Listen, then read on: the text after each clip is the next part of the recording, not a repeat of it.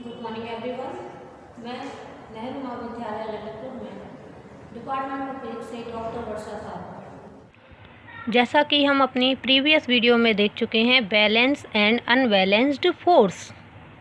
ऊपर वाली फिगर में आप देख रहे हैं कि 300 न्यूटन का बल एक साइड लग रहा है और 300 न्यूटन का अदर साइड लग रहा है, तो दोनों क्या हैं, बैलेंस पोजीशन में है। जबकि दूसरी पोजीशन में आप देख रहे हैं कि एक साइड ज़्यादा बल लग रहा है, एक साइड कम, तो व्यक्ति क्या है, दूसरी तरफ शिफ्ट हो जा रहा है। अब जो हमारा मेन टॉपिक है, जो न्यूटन की गति के नियम, इन्हें समझाने के लिए ही पहले हमने फोर्स की या बल की बात की थी।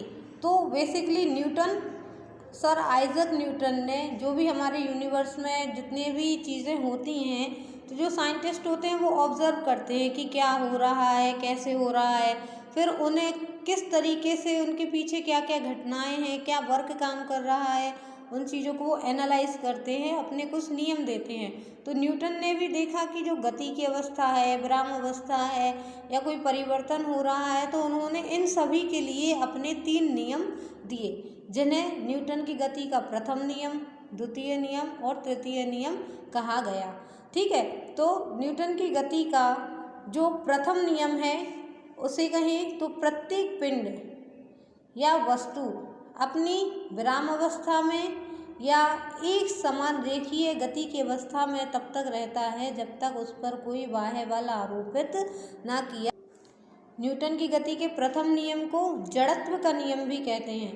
आपने देखा होगा कि जब हम गाड़ी से ट्रैवल करते हैं, तो जब हमारी गाड़ी क्या है, आप पिक्चर में देख सकते हैं कि जब क्या है, गाड़ी एक वेलोसिटी से सीधी चल रही है, एक वेग से गतिमान है, मतलब 60 किलोमीटर पर आवर की स्पीड से चल रही है, उसमें कोई भी बीच में ब्रेक नहीं लग रहा है, तो गाड़ी क्या होगी, एक समान चली जाएगी। हम जिस अवस्था में बैठे हैं वहीं बैठे रहते हैं, लेकिन जैसे ही गाड़ी में अचानक से ब्रेक लगता है तो हम आगे की ओर झुक जाते हैं। तो ये किस कारण होता है कि हम पहले क्या थे, स्थिर अवस्था में थे, और हम पे क्या हुआ, वहाँ पर जड़त्व है। जड़त्व का मतलब क्या होता है कि जो जैसा है वो वैसा ही रहेगा, उसकी अवस्था में कोई भी परिवर्तन नहीं होगा जब तक कि उस पर बाहर से कोई बल आरोपित ना किया जाए। तो जैसे ही ब्रेक लगता है तो वहाँ क्या होता है, एक बल कार्य करने लगता है, तो व्यक्ति क्या होता है, जड़त्व के कारण आगे की ओर गिर जाता है।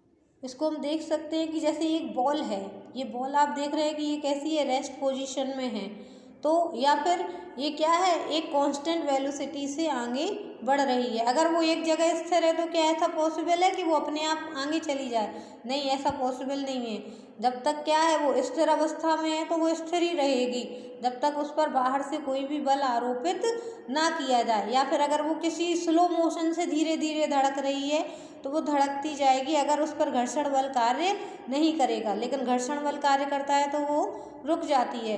तो क्या हमारा फर्स्ट लॉ हो गया जड़त्व का नियम कि अगर कोई वस्तु स्थिर अवस्था में है, रेस्ट पोजीशन में है, तो वो रेस्ट में रहेगी।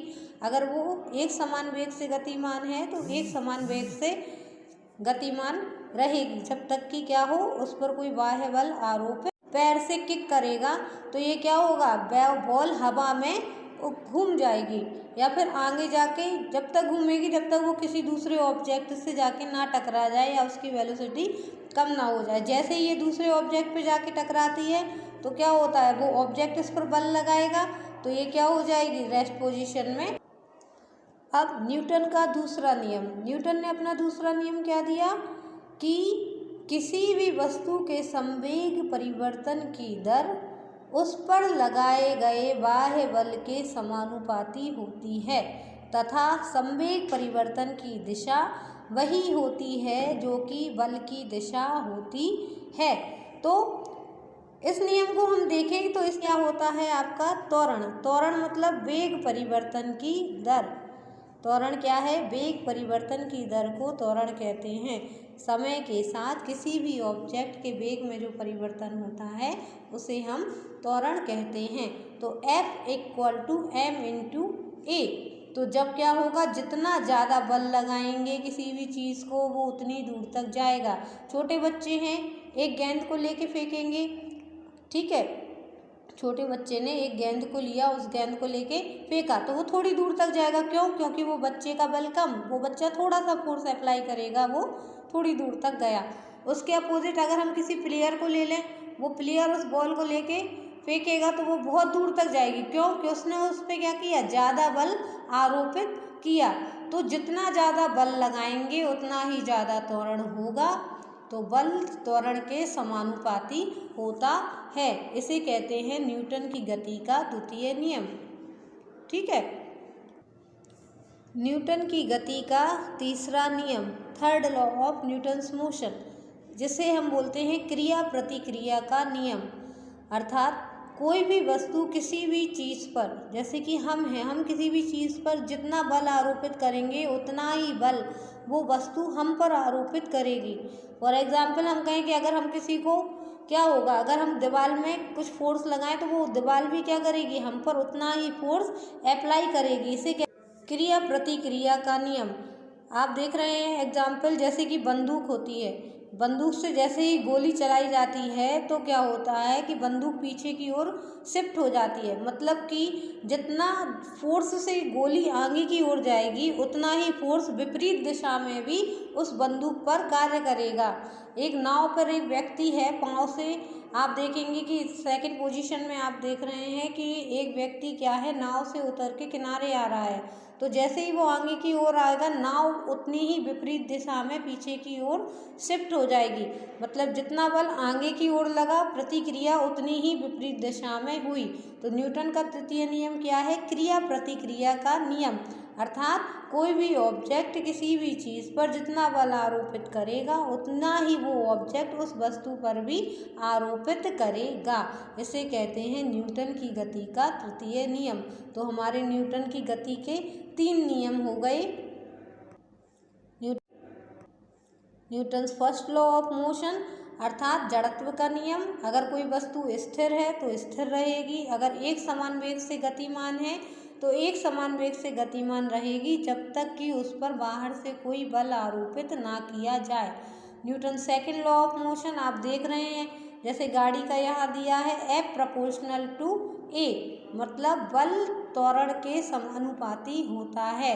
जैसे ही आप गाड़ी में एक्सीलेटर लेते हैं तो क्या होता है, गाड़ी स्पीड पकड़ जाती है।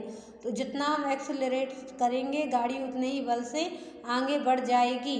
तो क्या है, the acceleration of an object depends on the mass of an object and amount of the force apply. जितना उस पर बल आरोपित किया जाएगा वो उसके अनुक्रमानुपाती होगा। इसे कहते हैं न्यूटन की गति का द्वितीय नियम। अब थर्ड लॉ ऑफ मोशन, क्रिया प्रतिक्रिया का नियम, every action force there is the reaction force equal to strength and in opposite direction. मतलब कोई भी एक वस्तु किसी पर जितना बल आरोपित करेगी दूसरी वस्तु भी उस पर उतना ही बल आरोपित करेगी।